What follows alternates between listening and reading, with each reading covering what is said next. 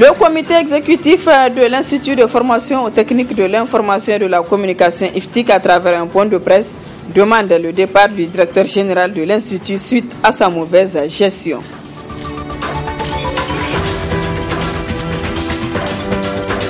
Faire à sa base le point de la lutte, c'est l'objet de cette assemblée générale organisée ce matin par la Synergie d'action Cause Niger, SYNACEB.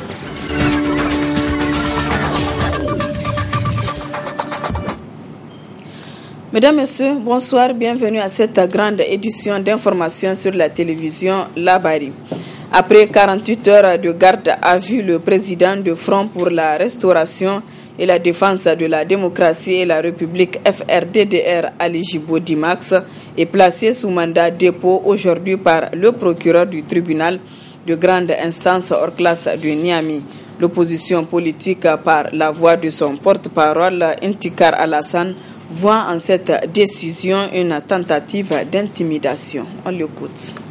C'est une attaque fasciste à l'égard de l'opposition nigérienne. Pour l'aspect juridique, vraiment on vous renvoie aux avocats, c'est aux avocats de répondre par rapport à...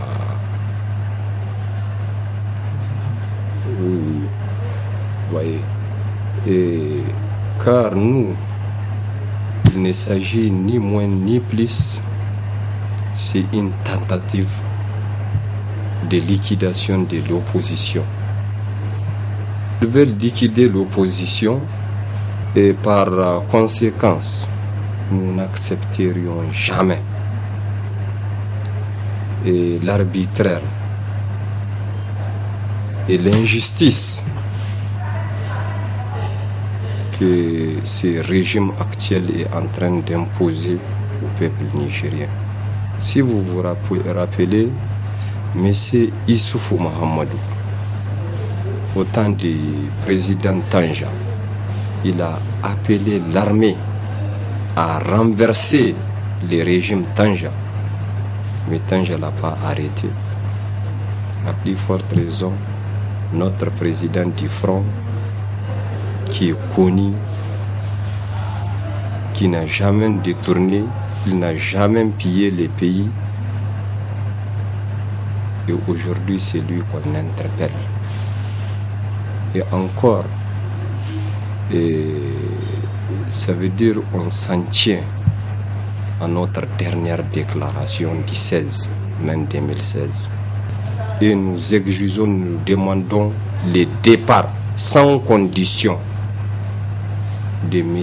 Issoufou Mahamadou. Tous les propos que notre président Max a tenus, ce sont des propos responsables et nous, l'opposition, on assume. Par conséquent, on demande à tous les peuples nigériens, de Niamey et de l'intérieur du pays, les 20, il y aura une marche citoyenne de la société civile. On demande à tous les militants de participer massivement à cette marche citoyenne pour défendre notre République qui est le Niger.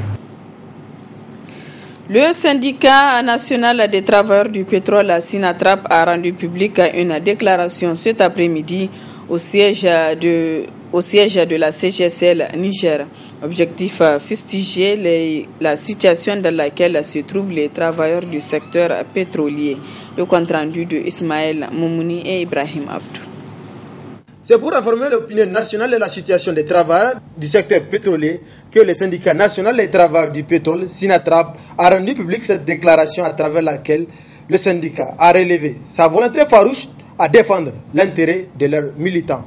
Des luttes farouches ont été engagées qui ont permis, contre vents et marées, de faire du syndicat une réalité vivante au sein du secteur, en rendant possible la mise en place des délégués du personnel dans toutes les sociétés, ce qui eut pour conséquence l'amélioration considérable de la situation sociale des camarades en général. C'est ainsi que grâce à l'accompagnement de la CGSL Niger, qu'il faut s'allier de vive voix, tous les travailleurs ont été retirés de la gestion des cabinets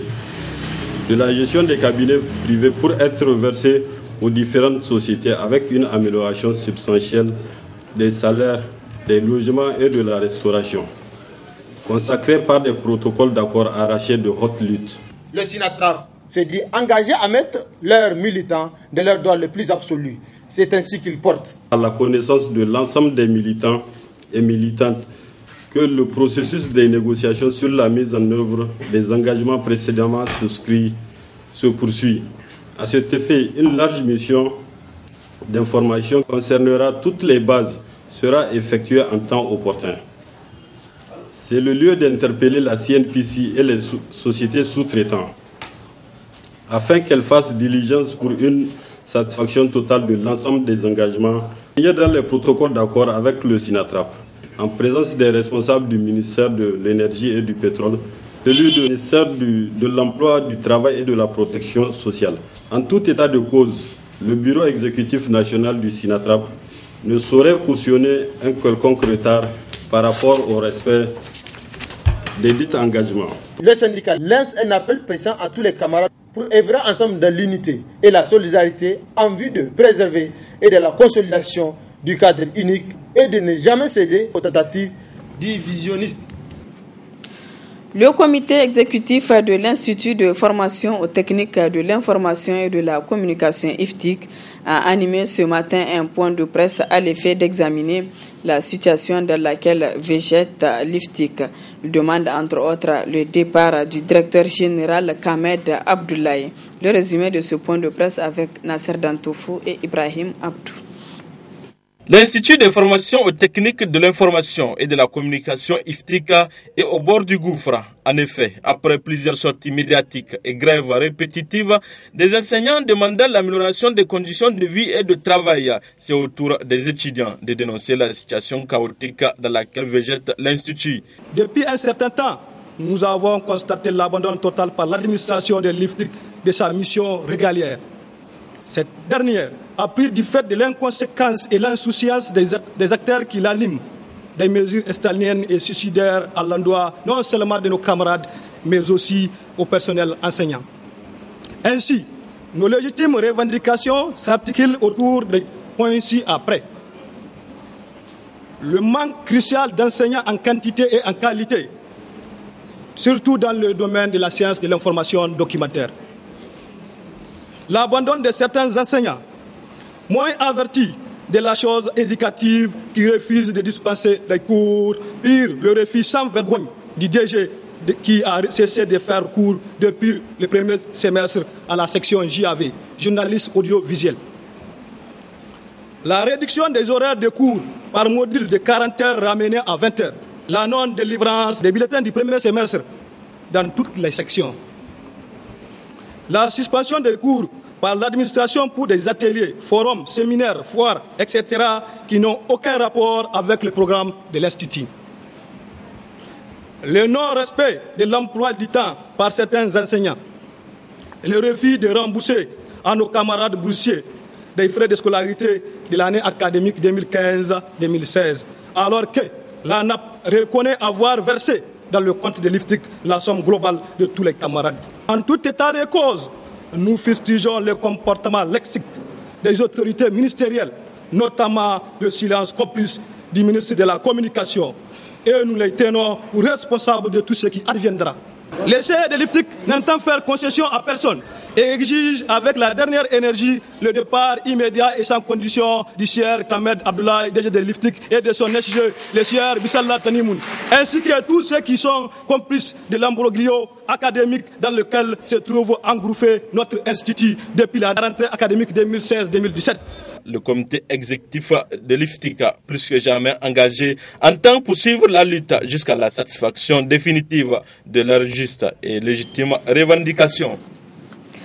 La synergie d'action Cause Niger Sinaseb a tenu ce matin une assemblée générale à la maison des cultures Djad Sekou, une rencontre pour faire le point de la lutte à la base. Le compte rendu de Asma Oseidou et Aboubakar Souley.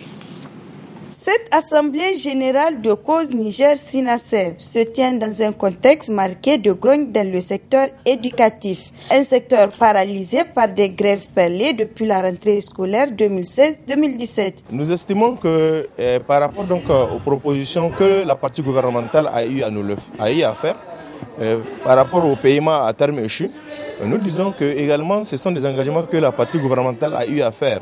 À ce niveau, nous avons déjà proposé une démarche qui devrait permettre le paiement à terme échu de l'ensemble des enseignants, contractuels et titulaires, qui malheureusement n'a pas été appliquée, puisque à la date d'aujourd'hui, nous sommes aujourd'hui donc le 17, ils sont nombreux encore nos camarades qui attendent donc les salaires donc, et les pécules donc, du mois d'avril. Nous estimons qu'à ce niveau, le problème il est également entier.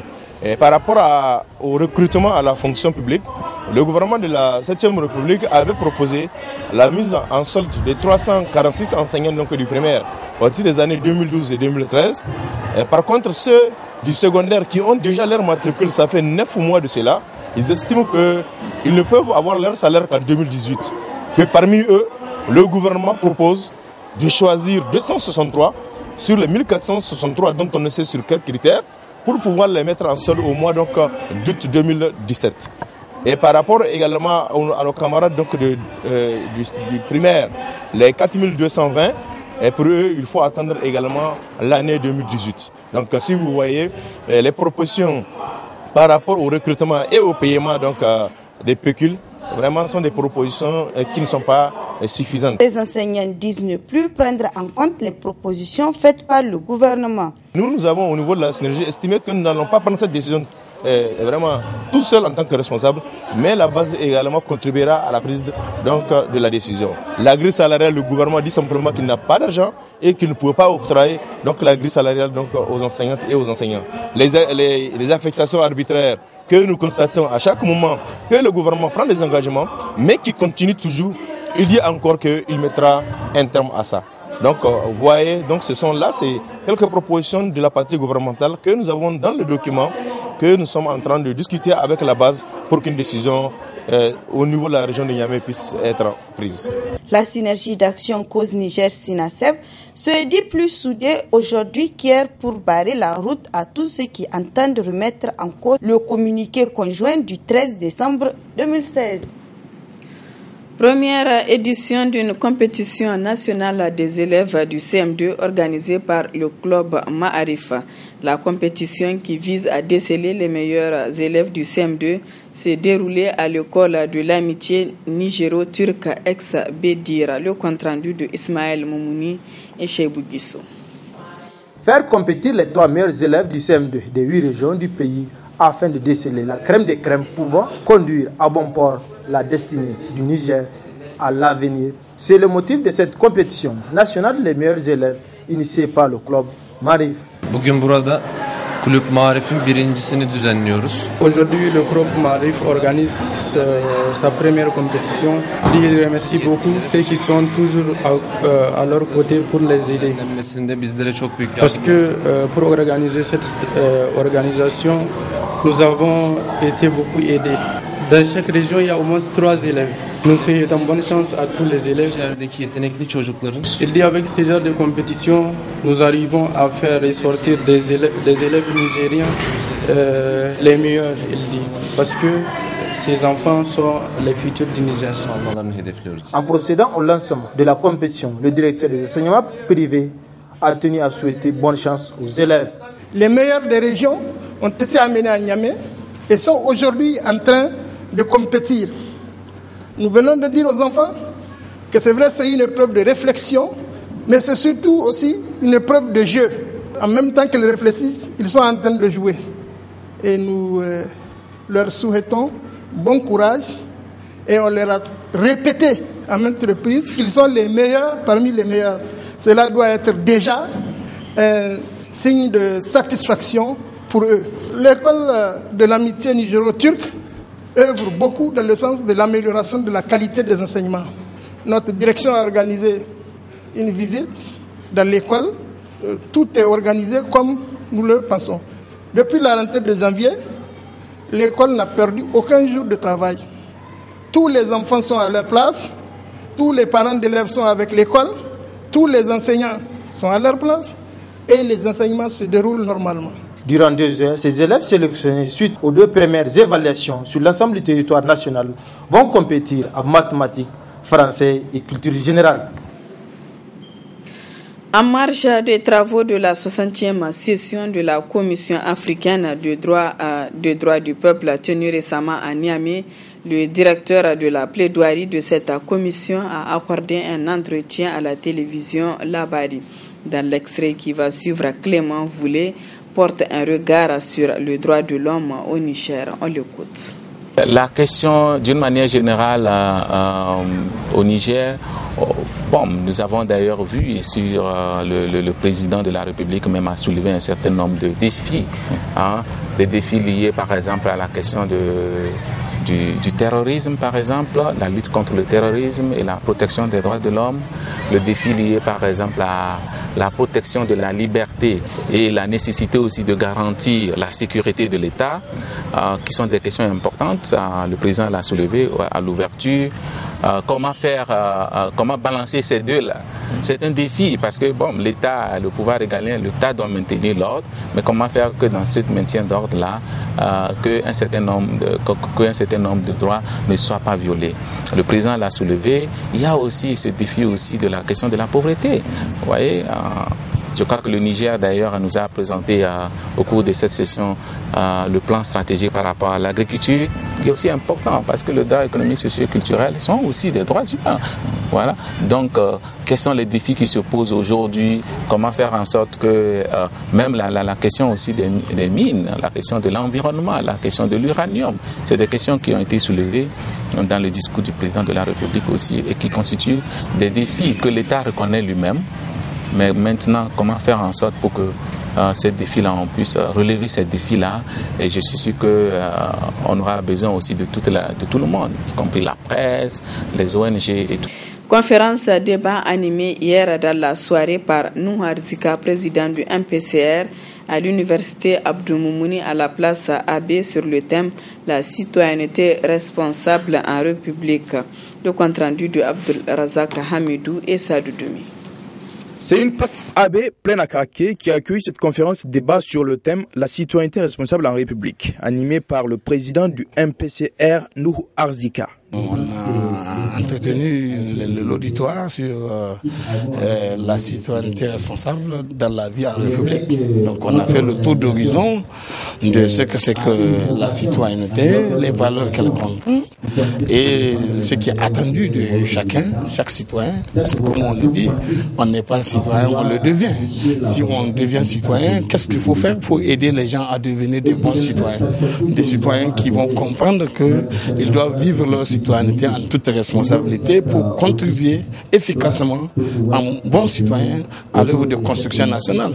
Parce que la construction de son environnement, l'amélioration de son environnement, le changement de son environnement, il dépend de chacun. Chacun de nous a quelque chose à apporter là-dessus. Chacun de nous a quelque chose à veiller pour ce que ça soit. Nous avons aujourd'hui, dans le cadre de la République, nous avons adopté une constitution avec des règles, avec des lois, avec des interdits, avec des droits, avec des ouvertures, et il faut que chacun les respecte. Un thème qui tient à cœur pour les organisateurs qui ne sont pas leur première conférence. La thématique trouve toute sa pertinence au vu aussi de ce que nous sommes en train de vivre aujourd'hui.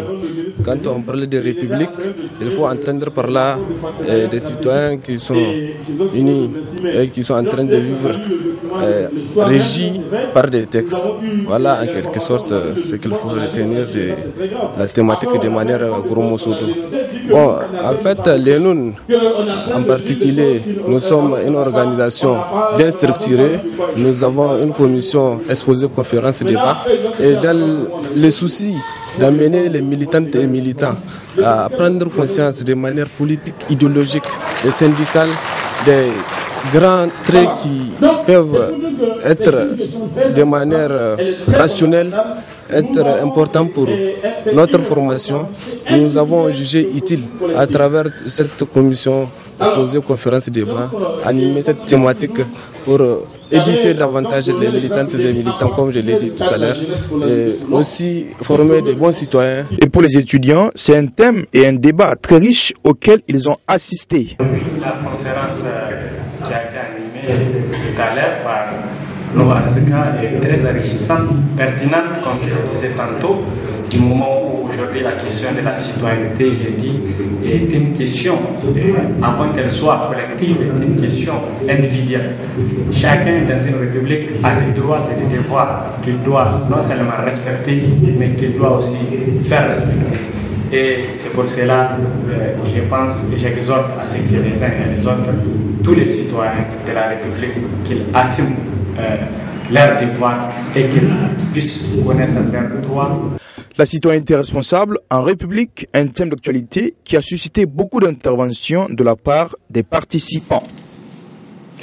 Après 2 jours de débats sur le retour de la paix dans la région de Difa, les travaux du symposium international sur la déradicalisation et la réinsertion des repentis de Boko Haram ont pris fin hier à Difa sur une note de satisfaction. Je me réjouis par ailleurs de la résolution relative à la tenue périodique de ce genre de rencontre à Difa. Toutes ces recommandations et résolutions seront transmises aux plus hautes autorités de notre pays qui, comme vous le savez, font de la question de sécurité la priorité des priorités. Chers participants, vous avez vécu 3 jours à Difa et vous avez constaté de vous-même les efforts importants fournis par le gouvernement et ses partenaires pour ramener la paix dans cette région.